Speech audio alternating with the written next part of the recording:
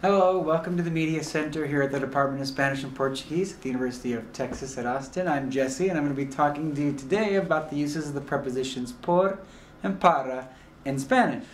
So let's jump into it here. First, let's look at para.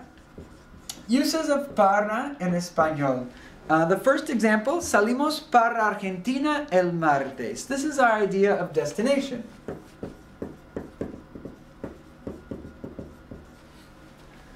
It tells where you're going. Salimos para Argentina. This is also the preposition in English like toward or in the direction of. And I've given those to you in parentheses on the side. You can refer back and forth. The next example, salí temprano para ver a mi amiga. I left early in order to see my friend.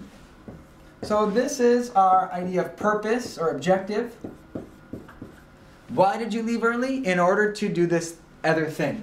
So if I'm the one in this case who left early, salí temprano, and I'm the one who also is going to see my friend, we notice that para is often used then with the infinitive of the verb. Salí para ver a mi amiga. The next one, el regalo es para mi amiga. So she's the person who's going to receive that. Para mi amiga, we call her the recipient.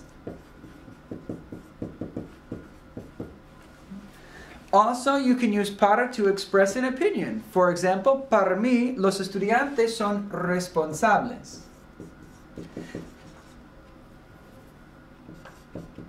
So in this case, I'm expressing that this is my opinion. Para mí, this statement that follows is my opinion. Los estudiantes son responsables. Maybe somebody else wouldn't agree with me. We can also see the use, like I said before, of para with deadlines. La tarea es para mañana.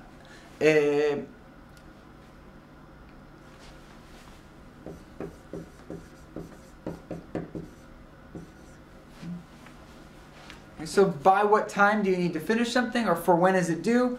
Para el lunes, para el martes, para el próximo mes. And then finally we can talk about employment. Who do you work for? This would be expressed, this type of for would be expressed with para as well.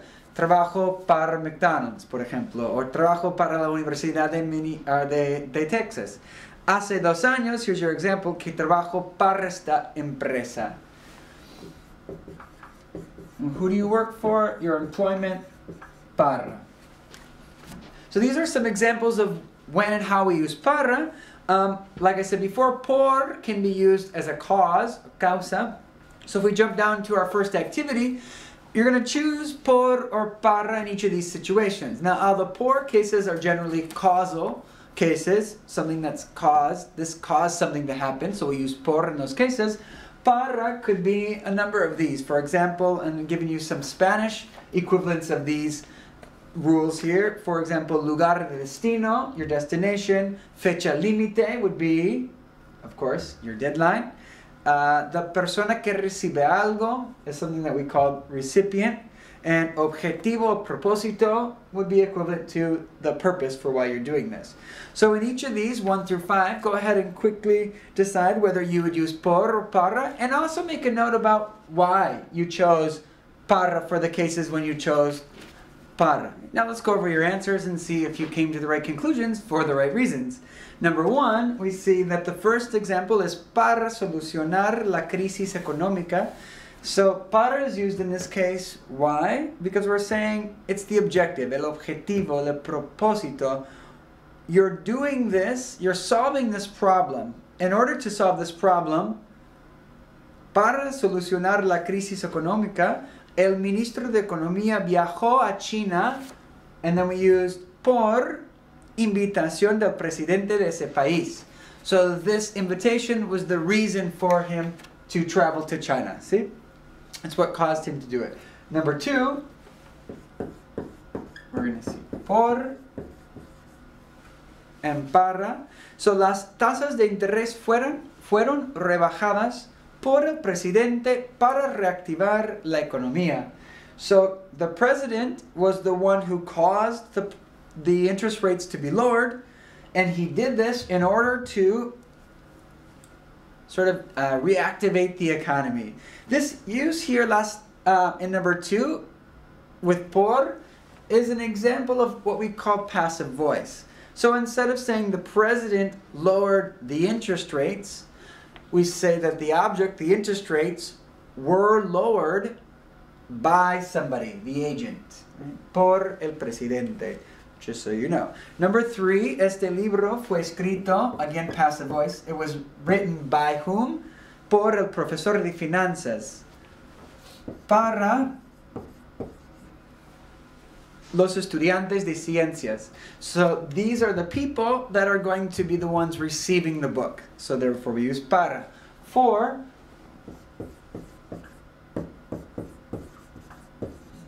so por razones desconocidas, el asaltante regresó al lugar del crimen. So for unknown reasons, some unknown cause, so por we use here, it's the causa, although it's unknown, it's still a cause.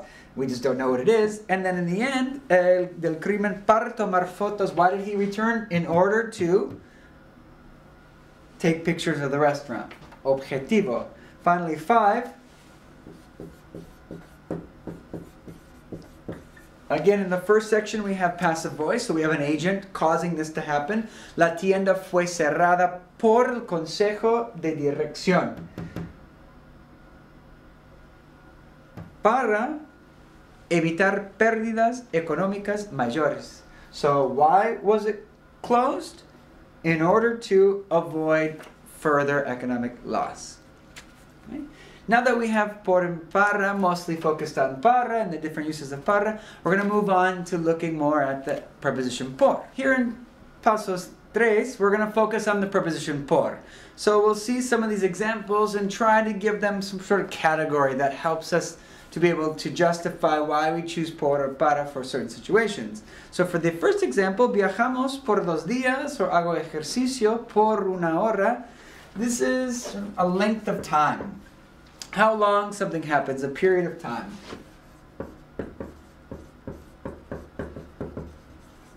And besides being time, it could also be distance as well.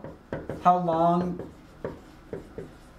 Maybe you ran for 5 miles, por 5 millas. Okay, there would be another example. So length or duration of something.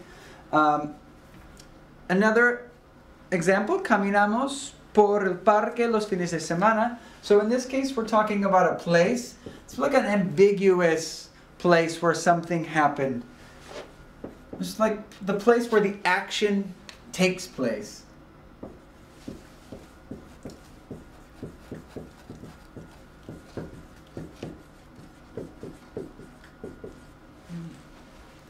So you walked around the park or through the park. It's sort of this place where you either cross through or you're just sort of situated there ambiguously. Some of the prepositions in English include along or through, around or by.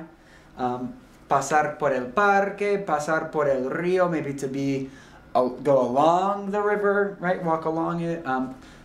Go through downtown, pasar por el centro, or just head to that general that location. Okay, so another example, cambiamos la silla vieja por una nueva.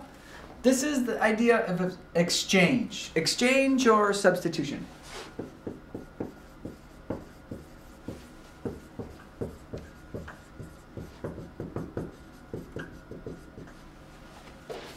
This concept is often used with money, for example. Pagué $5 por esta camiseta. So I paid $5 for this shirt in exchange for. So anytime you give something with looking for something in return, we can think of the preposition por in terms of exchange or substitution. In this case, you changed out an old seat for a new one, right? Another example, no compré el libro por no tener dinero. So I talked about this one right away in the beginning. I didn't buy the book because I didn't have money. So for this reason, or this motive,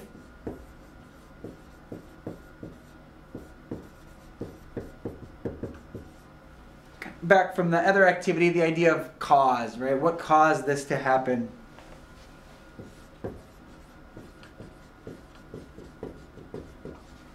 The other example there is llegué tarde por el tráfico.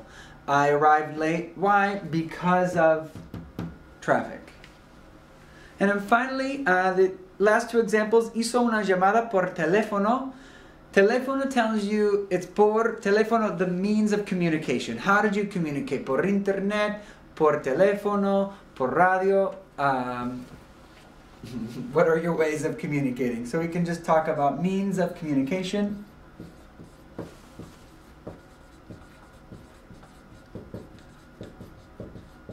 As well as, right, viajó a España por avión. We can talk about means of transportation as well.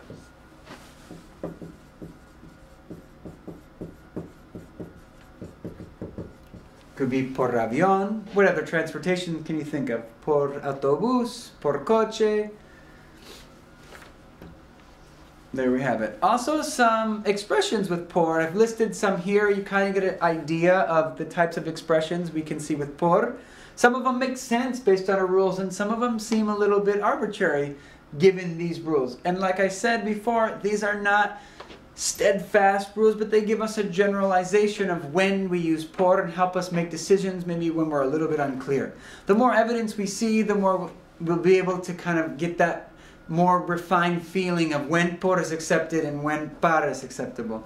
So here we have por ejemplo. We'll go through them and kind of go over the definitions. Por ejemplo meaning, for example, por la mañana, por la tarde, por la noche gives us the general time that something happens. So generally it happens in the morning or in the afternoon or in the evening. Por favor, we could think about it in terms of an exchange for a favor. So please, for this favor, I would do that, por favor.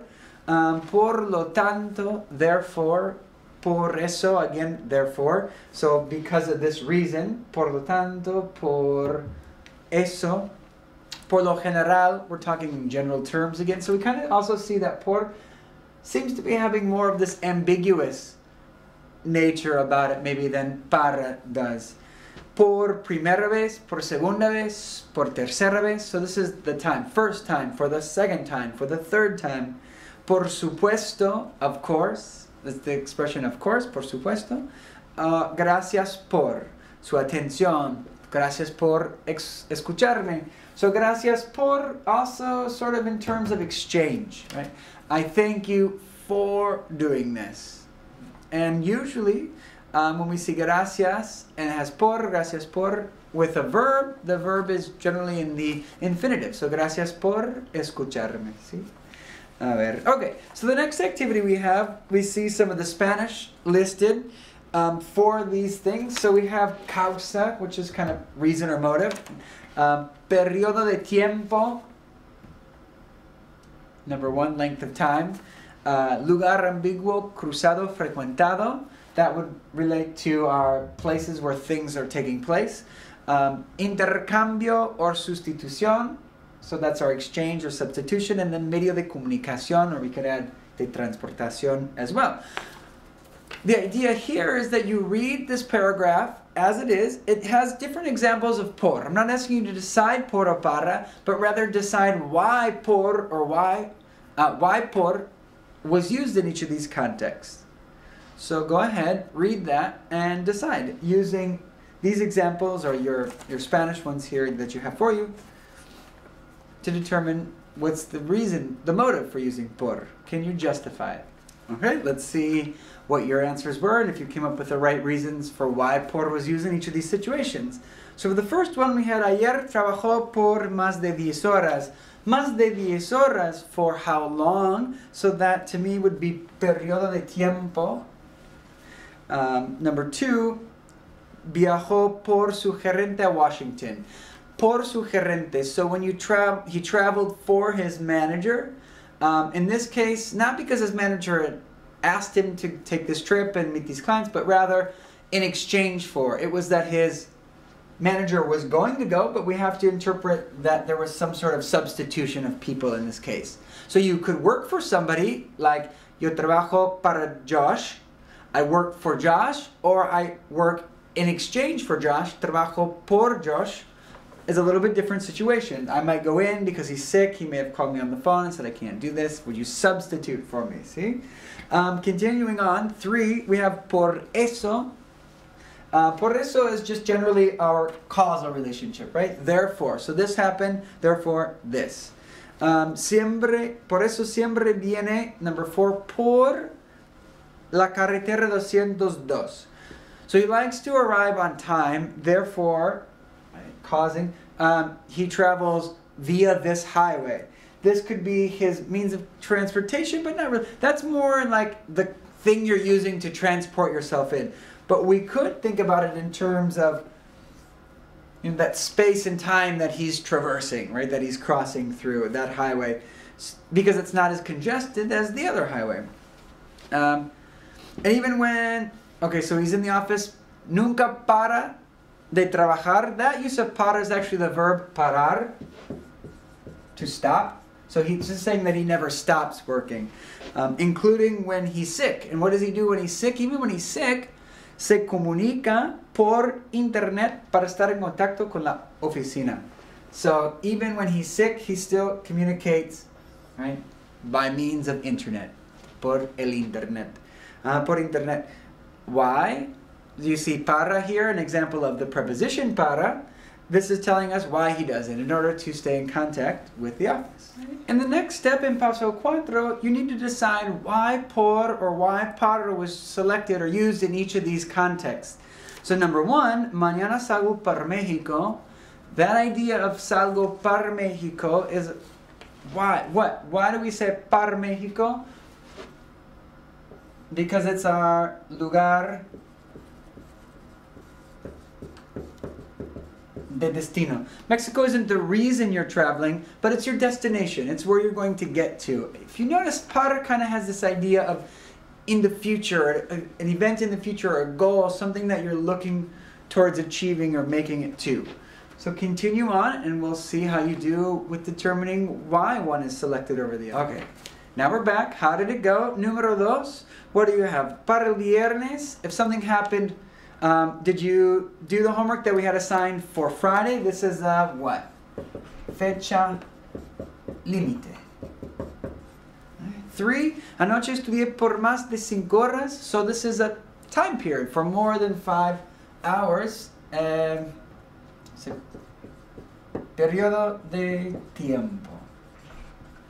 Number 4, este vestido es para mi madre. It is for my mother. She's the person who's going to receive this. Persona que recibe algo. I could, like I had talked about before, you could conceive of the same exact sentence, but with the preposition por in place of para. Este vestido es por mi madre. But again, it would mean more something a little bit different. It's on behalf of my mother, or sort of because of the thought of my mother, es por mi madre. See? 5, continue. Por estos pantalones. So what, I paid $20 for these pants. This is an exchange, right? Intercambio. Often with money, we talk about exchanges. Intercambio. 6, los sábados caminamos por el parque. This is the lugar. Lugar ambiguo cruzado. So you went through the park, or we went around, or we were in that general vicinity. Lugar ambiguo cruzado. Number 7, ¿a qué hora sales para la universidad? Okay, like number 1, what time do you leave for the university? This is your lugar de destino, where you're headed to, destination, lugar de destino. Number 8, ¿para quién es este libro? So who is this book for? For whom is this book? This is the person you're looking for, the person that is going to receive this, the recipient, persona que reciba algo. Number 9, ¿cuánto pagaste por tu mochila? Okay, so hopefully you're getting the hang of this. How much did you spend in exchange for your mochila? Intercambio. Number 10, ¿por cuál carretera vas a la universidad? So by what highway, not necessarily means of transportation again, but by what means, by which place are you traversing, right? Lugar ambiguo cruzado, this ambiguous place that you're crossing. Number 11, ¿por cuánto tiempo miraste televisión anoche? So for how long did you watch TV last night? This is what? ¿Por cuánto tiempo deals with a period of time. How much time? Periodo de tiempo.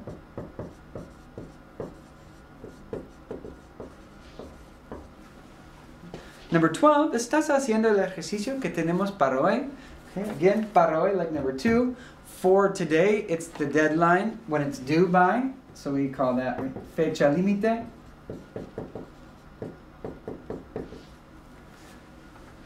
And then finally, 13, yo ya hice la tarea.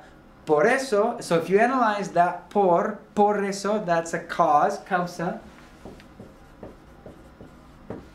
Therefore, por eso, estoy preparada para el examen. And that para, what can we say with that para? I'm prepared for the exam. This one doesn't seem to perfectly fit into our guidelines for determining por or para, but we could think about it in terms of being an objective. I'm prepared for this exam that I'm going to take in the future. Think about it if you would say por, estoy preparada por el examen.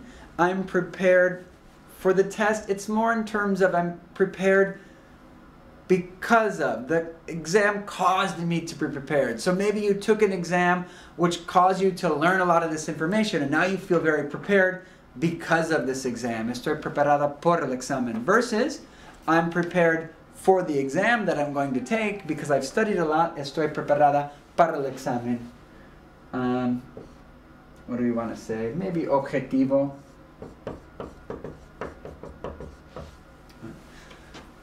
Okay, so finally, now that we've analyzed some of these cases, and again, some could have been used with por or para, the reverse. It just would have changed maybe the meaning a little bit. The final activity is a little post-test to test your knowledge of por and para, see if you can select the best answer according to what we've been talking about throughout this activity.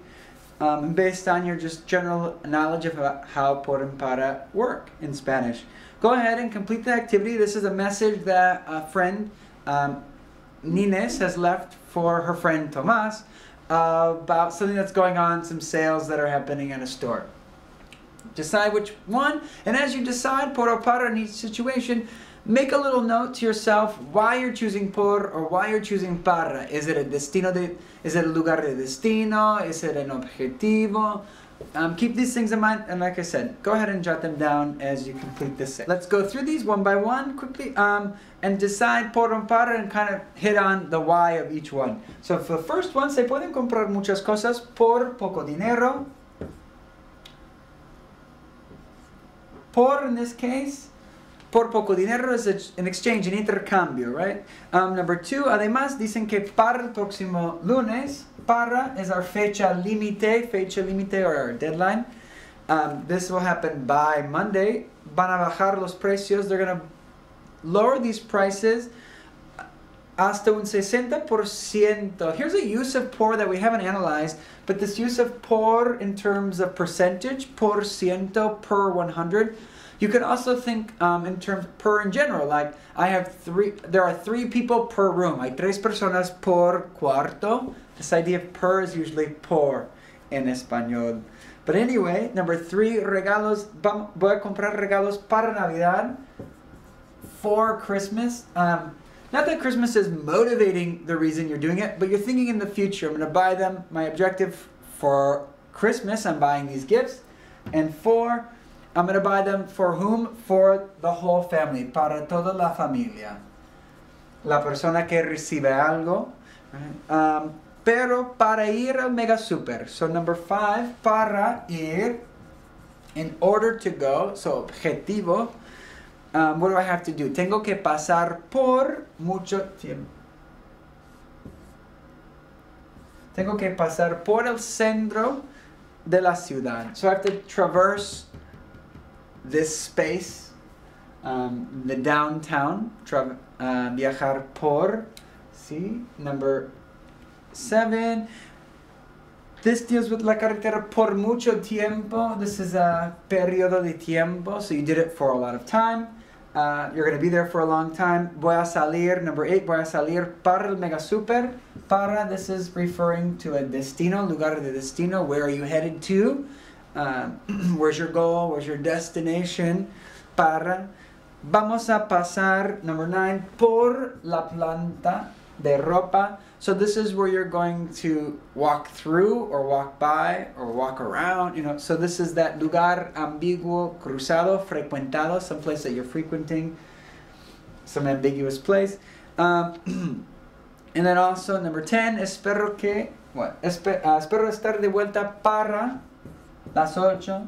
So your deadline, fecha límite, doesn't have to be literally limited date, but it's just a limit time. So by 8 o'clock, para las 8, that's when you would like to have this happen.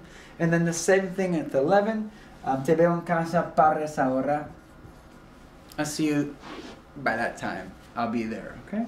So there we go. We've seen several examples of por and para. We've been able to incorporate some of these rules as we go, but we see that they don't always fit exactly. If you can think of any more uses of por or para that aren't covered here or that don't really fit exactly what we're seeing here, go ahead and jot those down and bring them to your class and ask your instructor.